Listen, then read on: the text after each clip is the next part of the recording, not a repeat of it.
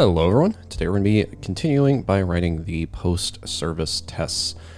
These are going to be pretty simple, but I think the reason why we cover testing some of these things is because conceptually it can be a little bit confusing trying to figure out how to actually test these.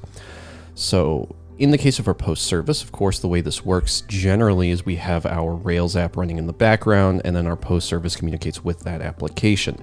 In the case of our other tests, like for our forms or our show page, we mocked the request to the service. But here it's like, well, how do we mock this, right? We kind of need to communicate with the Rails backend. So in some way, we would need to be running our backend service, but of course we don't want to do that because then we're depending on that service, and that kind of seems like a pain. And I've had people ask me how to do this before. Well, in the same way that we can mock the service in our other components, we can also just mock up what the backend would send us. And the way we can do this is, if we come into our services directory, we can create a new file. We'll call this the postservice.test.js. Although we probably should consider renaming this because some of our stuff is camel and some of our stuff is Pascal case, but this is fine. So what we're going to do here is we can start by saying, all right, we need to import pretty much everything from our post service. We then need to probably import our constants because our constants is what has our API URL in it. But of course, we don't actually need this API URL because we can just do a just mock where we mock this API URL to not be our Rails app, but instead it can just be some dummy API URL. The reason why we can do this is because if we come in here to our test and we just say this is our post API service, we can just create a couple quick little tests that use some mock data. So we can say, all right, for our index page mock, right? Because like this is basically, if you're thinking about this from our Rails perspective, this is our index. Then we also have our show.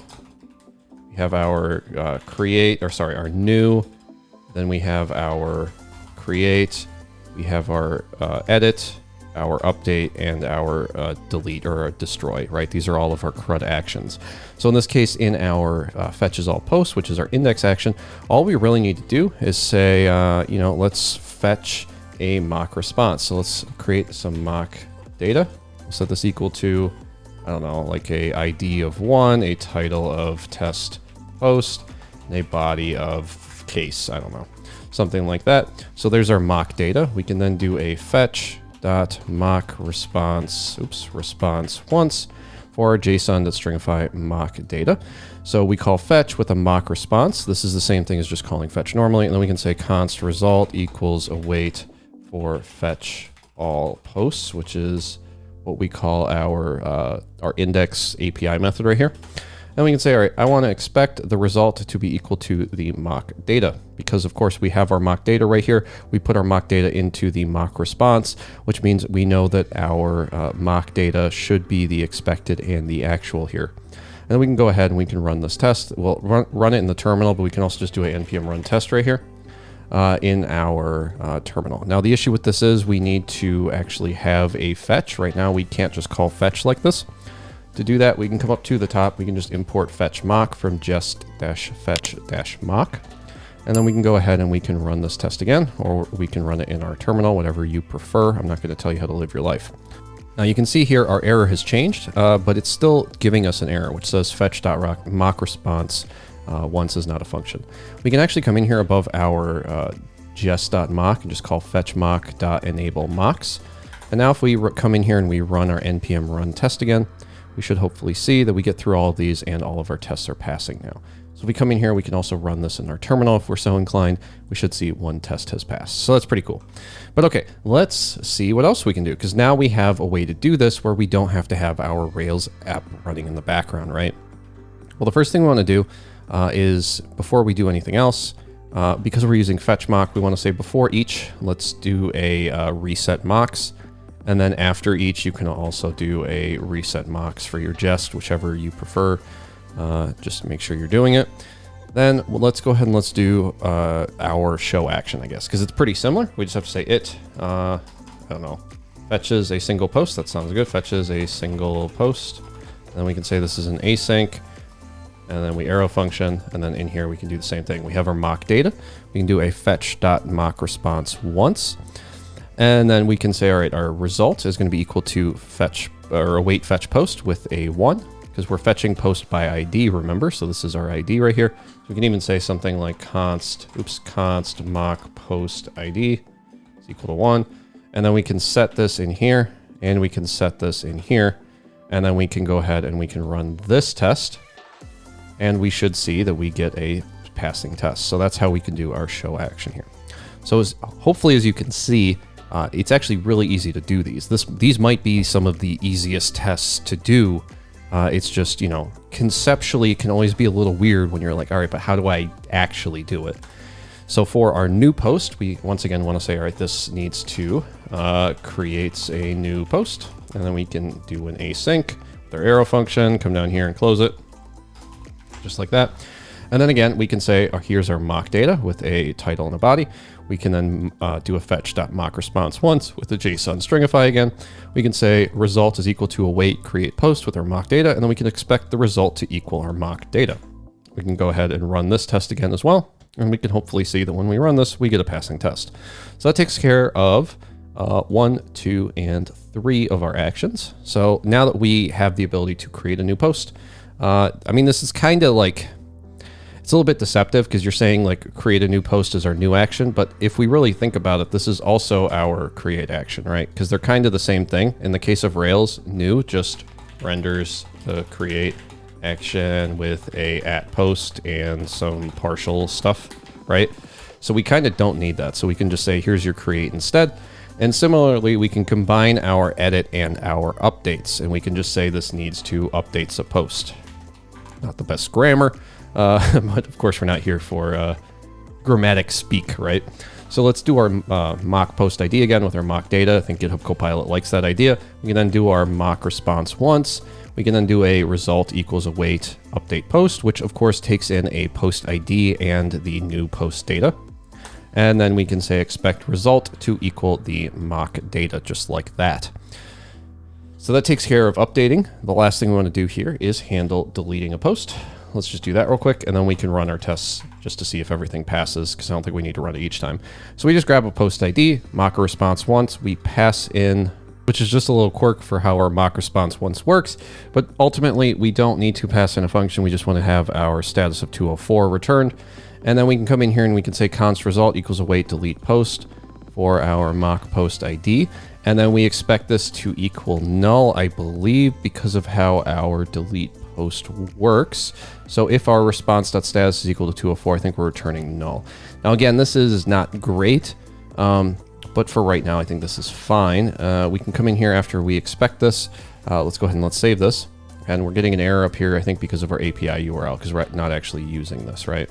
But let's come over to our terminal real quick and run a npm run test just to see how we're doing with what we have right here. So our post service is passed, which means we know we're good. So let's go ahead and let's do a npm run coverage. Oops, coverage, just like that. Let F11 to full screen this, because it's going to do that thing where it tries to like shrink everything to fit in the screen.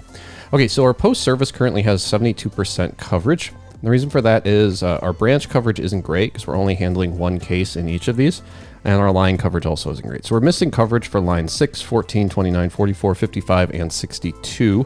And if we come into our actual post service, this will be pretty clear why we're missing that coverage. For line 6, it's our error. For line 14, it's our error. For line 29, it's our error. And I hope you can see the pattern already.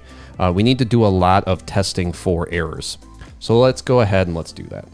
We can also, I think, just go ahead and comment out this API URL and run our coverage again because we are mocking this. So I'm going to go ahead and I'm just going to remove this.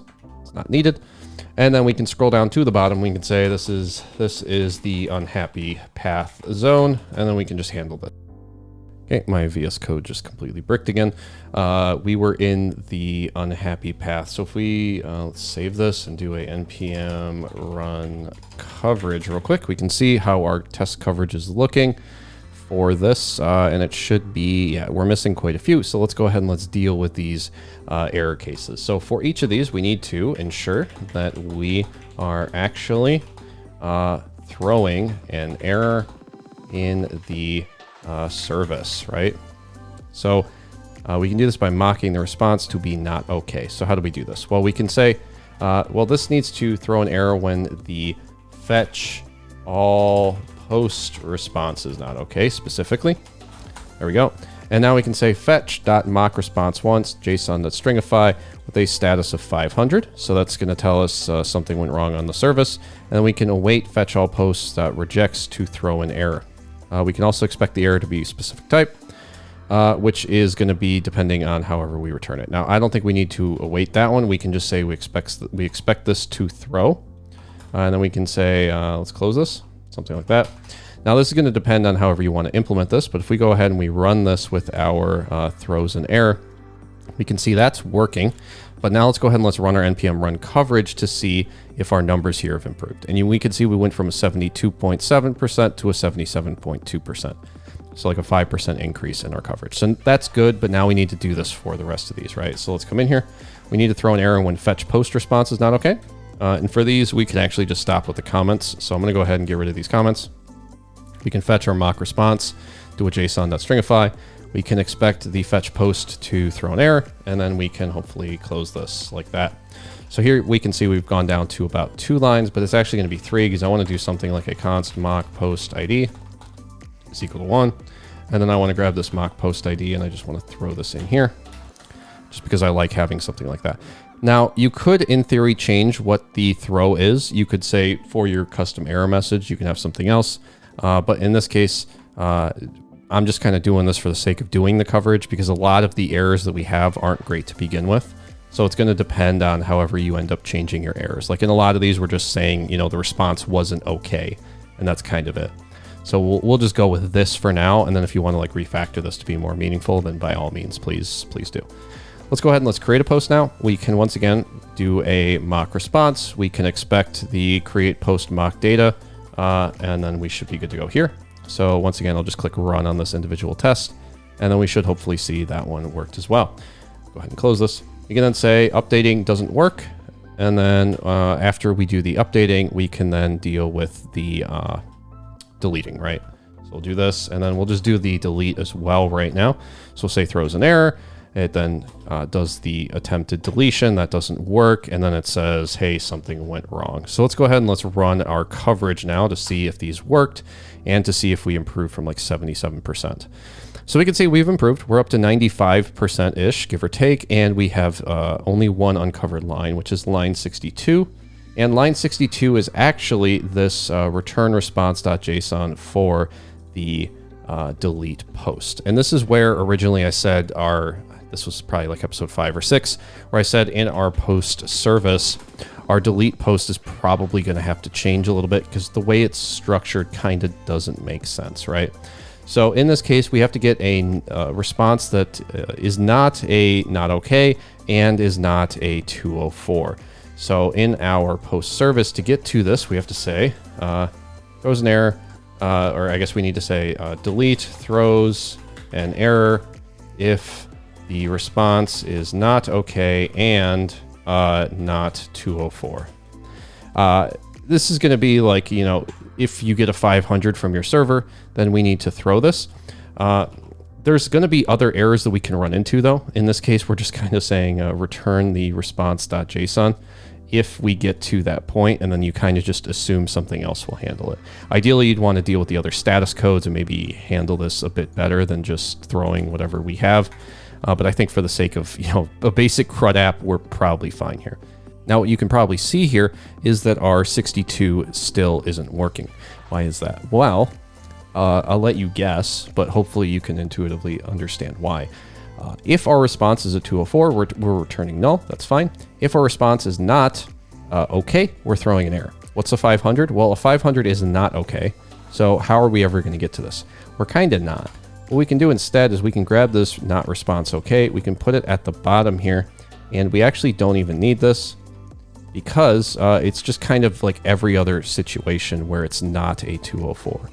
So if we grab this, and now if we run this, we'll hopefully see that our tests will pass just fine in our post service, just like that. We have fewer lines of code, and actually this last post service right here, this test, is just not necessary. You can leave the 500 test if you would like, just to make sure that it still works, but you're still kind of just testing everything even if it doesn't. So we'll leave it like this if the response is 500, just to make sure, but ultimately you really don't need to. So that's going to handle the post-service test. So let's go ahead and let's do a get status. We, of course, changed 2 files. So do a get add dot, get commit -m, tested service, and then we can do a get push. Then we can come over to our Git repo, and we can once again go over to our code, and then we can compare and pull request. We can create the pull request, and then we can hopefully merge the pull request once this is done. There we go. And then we're good to go here. So next we'll have to take a look at refactoring our forms a bit because they are a little bit messy right now. But that's going to do it for this video. Thank you so much for watching, and hopefully I will see you in the next one.